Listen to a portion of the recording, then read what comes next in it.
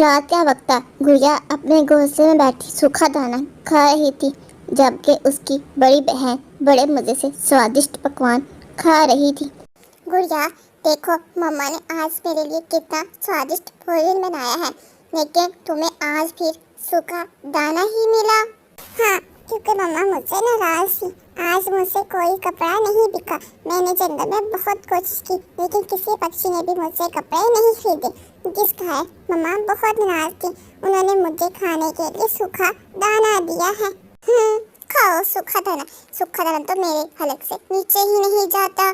सूखा दाना खाने के बाद गुड़िया एक पुराने से कमरे में चली जाती है और सोने की कोशिश करती है। वो रोते हुए अपनी मम्मा को याद करने लगती है। मम्मा, मम्मा, आप मुझे छोड़कर क्यों चली गई? ये नई वाली मम्मा बहुत दुष्ट है। वो सारा दिन मुझसे काम करवाती है और खाने में मुझे हमेशा सूखा दाना देती है, जबकि आप मुझे कभी सूखा दाना खाने के लिए नहीं देती थी। आप मेरे लिए स्वादिष्ट पकवान बनाती थी, जबकि ये मुझे खाने के लिए कुछ भी नहीं देती। गुड़िया रोते रोते अपने घोंसले में सो जाती है। जंगल में सुबह हो जाती है। सुबह का वक्त था। गुड़िया अपने घोंसले में बैठी कुछ किताबों पर पढ़ रही थी, जब उसकी सुतेली मम्मा आ जाती है। ये क्या बकवास पढ़ रही हो? तो किताबें पढ़कर क्या मिलेगा? जाओ जाकर झाड़ू लगाओ और बर्तन धो। मम्मा प्लीज थोड़ा सा पढ़ने दे, ये मेरे सपने हैं। मेरी मम्मा चाहती थी कि मैं पढ़ लिख कर बहुत बड़ी ऑफिसर बनूं। सपने? गुर्बत के घर में सपने नहीं देखे जाते। मम्मा थोड़ी देर मुझे पढ़ने दे, फिर मैं घर का काम कर काम के लिए चली जाऊंगी। आप चिंता मत करो। हाँ, ये हर रोज के ड्रामे हैं। और एक सूट भी तुम बेचकर नहीं आती।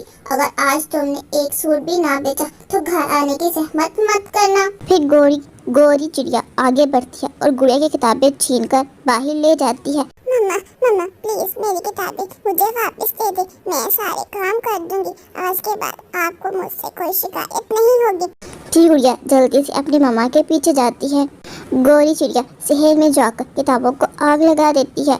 नहीं, ये मेरी मेहनत थी, मेरे सपने।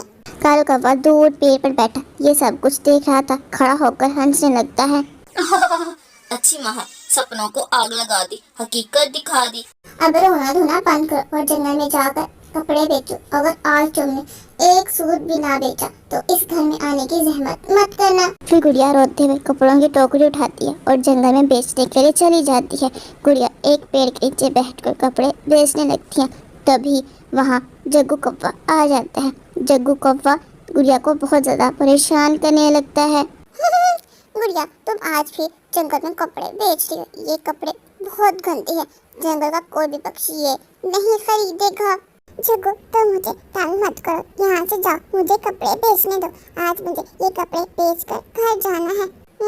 ये कपड़े कोई नहीं खरीदेगा। ऐसे कहकर जग्गू उन कपड़ों को आग लगा देता है और गुड़िया रोने लगती है। दुष्ट, तुम बहुत दुष्ट हो। तुमने कपड़ों को आग क्यों लगा दी? मेरी मम्मा मुझे बहुत मारेगी। फिर गुड़िया रोते हुए वापस अपने घर आ जाती है। तुम इतनी जल्दी घर वापस आ गई, क्या सभी कपड़े बिक गए? नहीं मम्मा, कपड़े नहीं बिके। जग्गू कौवे ने कपड़ों को आग लगा दी। ये सुनते ही गोरी चिड़िया बहुत ज्यादा गुस्से में आ जाती है और झाड़ू उठाकर गुड़िया को मारने लगती है। दफा हो जा तुम मेरे घर से। अब तुम इस घर में नहीं रहोगी। मैं तुम्हारा बोझ और नहीं उठा सकती। जैसे तुम्हारी माँ मर गई थी, अब तुम भी कहीं जाकर मर जाओ। ऐसा कहकर गोरी चिड़िया गुड़िया को घर से निकाल देती है। एक पेड़ के नीचे बैठकर रोने लगती है। तभी बहुत तेज बारिश आना शुरू हो जाती है। तेज बारिश में मैं बाहर नहीं भीग सकती। वहाँ थोड़ी दूर एक गुफा है। ऐसा करती उस गुफा में जाकर बैठ जाती जब तक बारिश थम नहीं जाती। ऐसा सोचकर गुड़िया उस गुफा के अंदर चली जाती है। मम्मा आप मुझे छोड़कर क्यों चली गई? मुझे आपकी बहुत याद आ रही है। गुड़िया ऐसे बैठे रो रही थी कि तभी वहाँ एक नेक परी आ जाती है। गुड़िया ऐसे मत रो, मैं तुम्हारी मम्मा की दोस्त हूँ और मैं यहाँ तुम्हारी सहायता करने आई हूँ। क्या आप नेक परी हो? हाँ, मैं एक नेक परी हूँ। मुझे मम्मा ने बताया था कि आप मेरी सहायता करेंगी। हाँ गुड़िया, मैं तुम्हारी सहायता करने आई हूँ। मुझे सब पता है। मैंने तुम्हारे लिए एक सुंदर सा घर बना दिया है जहाँ तुम खुशी खुशी अपना जीवन गुजार सकती हो। और ये एक जादुई मशीन है जो खुद ब खुद तुम्हें सुंदर कपड़े सिलाई कर देगी। जिसे तुम जंगल में बेचकर अपना जीवन गुजार सकती हो। धन्यवाद, मैं आपका ये एहसान कभी नहीं भूलूंगी। गुड़िया, तुम एक बहुत अच्छी चिड़िया की बेटी हो, तो मैं तुम्हारी सहायता क्यों नहीं करूंगी। गुड़िया खुशी खुशी उस घर के अंदर चली जाती है। वहाँ खाने के लिए बहुत सारा भोजन था। गुड़िया बहुत दिनों के बाद पेट भर कर खाना खाती है और लेट कर सो जाती है। अगले दिन वो जंगल में कपड़े बेचने के लिए चली जाती है। जंगल के सभी पक्षियों को उसके कपड़े बहुत ज़्यादा पसंद आते हैं। फिर इसी तरह गुड़िया खुशी खुशी अपना जीवन गुजारने लगती है। आप लोगों को ये कहानी पसंद आए तो लाइक, शेयर, कमेंट और सब्सक्राइब करना मत भूलिएगा। मम्मी, मैं बोर हो रहा हूँ। सब दोस्त पहाड़ों पर जा रहे हैं और कोई झील पर, और हम घर में। तो फिर घोंसला क्या है? 5 स्टार होटल। कुकू मेरी जान, तुम देखोगे हम यहाँ घर में ऐसी छुट्टियाँ बनाएंगे कि पहाड़ वाले भी हमसे डरेंगे। बिल्कुल बिल्कुल, और हम उन्हें कहेंगे छुट्टियाँ घर में, मजा हजार में।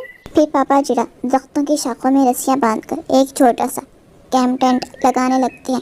पापा को कैंप टेंट लगाते हुए देखकर कुकू भी वहाँ आ जाता है। ये रहा हमारा पहाड़ी टेंट। फर्क बस इतना है कि नीचे मच्छर है, बर्फ नहीं। बर्फ की जगह मच्छर, ये कैसा है लग्जरी हॉलीडे पापा। कुकू, VIP tent, very easy place. मामा चिड़िया जल्दी से स्वादिष्ट पकवान बना लेती है। ये रहा ठंडा ठंडा फलूदा। गर्मी के मौसम में ठंडा ठंडा फलूदा खाने का भी अपना मजा है। कुकू की नाराजगी फौरन से खत्म हो जाएगी। तो चलो जल्दी से तुम दोनों हमें एक सुंदर सी पेंटिंग बना कर दिखाओ। जो पेंटिंग बनाएगा उसे मिलेगा ठंडा ठंडा फलूदा। लेकिन मम्मा, पेंटिंग में बनाना क्या है? पेंटिंग में तुम लोग बनाओगे अपना छुट्टियों का सपना। फिर वो दोनों जल्दी जल्दी पेंटिंग करने लगती हैं। तो कुकू ने पेंट किया है बर्फ का किला और नीचे लिखा है स्कूल जोन। क्योंकि पापा छुट्टियाँ इसीलिए होती हैं।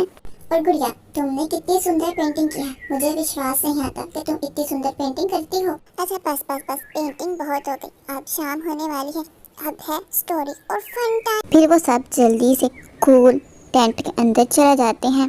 पापा, आज आप हमें कौन सी कहानी सुनाएंगे? आज की कहानी है गर्म मौसम में बर्फ का जिन। फिर पापा जुड़ा जल्दी से अपने बच्चों को गर्म का मौसम और बर्फ के जिन की कहानी सुनाने लगता है। स्टोरी टाइम खत्म और अब है डांस पार्टी।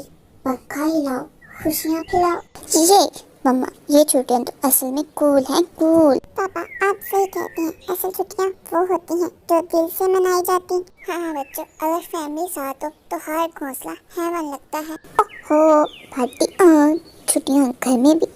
बच्चों याद रखो, जहाँ दिल खुश हो वहाँ ही असली छुट्टियाँ होती हैं। इसलिए घर में भी मजे करो, हंसी से भरपूर हर दिन। जंगल के यूनिवर्सिटी में गर्मी अपने अरूज पर थी, जहाँ पक्षी थकन और बोरियत का शिकार थे।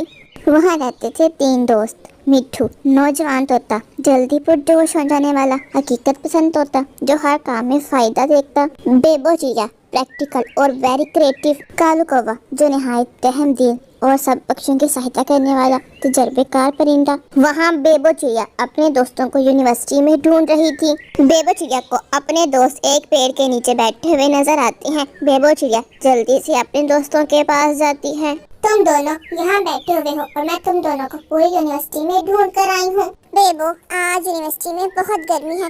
गर्मी के कारण कहीं जाने को मन नहीं कर रहा था, इसी कारण हम दोनों इस पेड़ के नीचे बैठ गए। हाँ, यूनिवर्सिटी में आज बहुत गर्मी है, बहुत भूख लग रही है। चलो हम मिलकर कुछ खा लेते हैं। नहीं बेबो, आज खाने का मन नहीं कर रहा। मन तो कुछ ठंडी चीज को कर रहा है, लेकिन हमारी यूनिवर्सिटी में कोई ठंडी चीज मिलती ही नहीं। अगले दिन बेबो चिड़िया बड़ी खुशी खुशी अपने दोस्तों के पास जाती है। कल तुम दोनों कह रहे थे ना कि गर्मी में ठंडा ठंडा कुछ पीने को मन करता है, लेकिन हमारी यूनिवर्सिटी में कुछ ठंडा पीने को मिलता ही नहीं।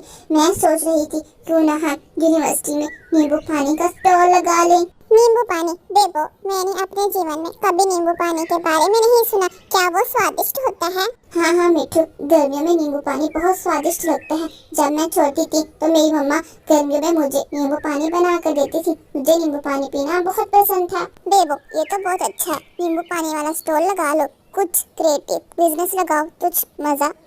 मैं सहमत नहीं हूँ, और फायदा लोग सिर्फ मजे के लिए आएंगे और हम क्या कमाएंगे?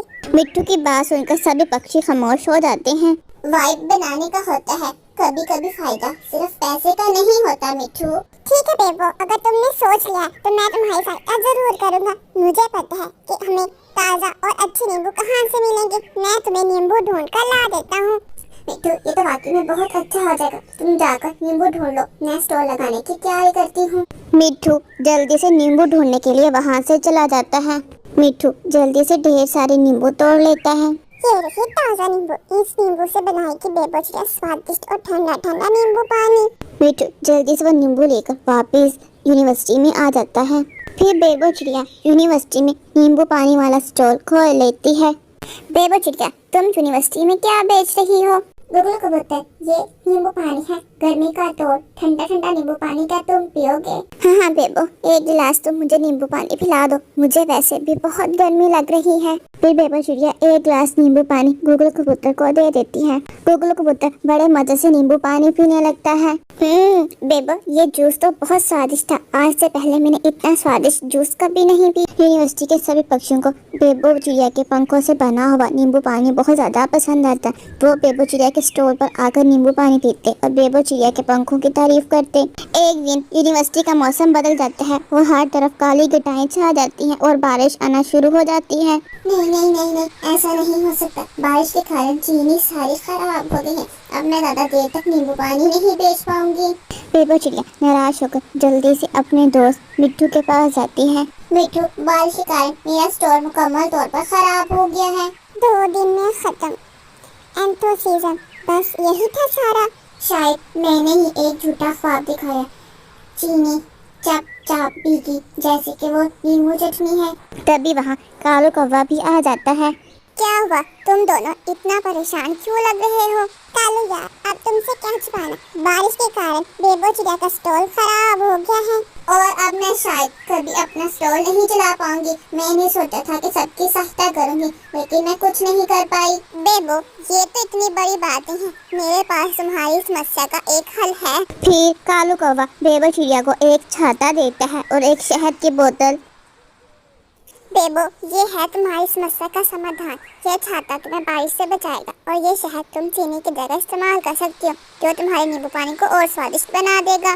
अब तुम दोनों जाकर अपना स्टॉल खोलो। सभी पक्षी तुम दोनों का इंतजार कर रहे होंगे। बेबो चिड़िया फिर से अपना नींबू पानी वाला स्टॉल खोल लेती है। यूनिवर्सिटी के सभी पक्षी बड़े मजे से नींबू पानी पीने लगते हैं और बारिश का आनंद भी लेते हैं। मिठू, ये सिर्फ शरबत नहीं है, ये हमारी कहानी है। कुछ ख्वाब बिखरते हैं ताकि बेहतर चीज बनाई जा सके।